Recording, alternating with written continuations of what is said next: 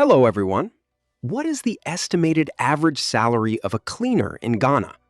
The average annual gross salary is $1,000, or roughly $83 per month.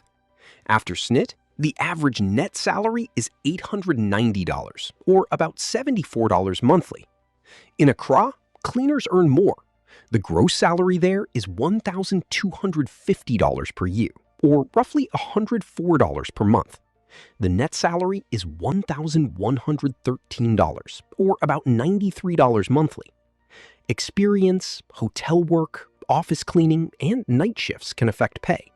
Senior cleaners may earn roughly double entry-level cleaners when they lead teams or handle special equipment. These are estimated figures, so actual pay can differ by employer. Please like the video and leave your salary in the comments. Thank you for watching.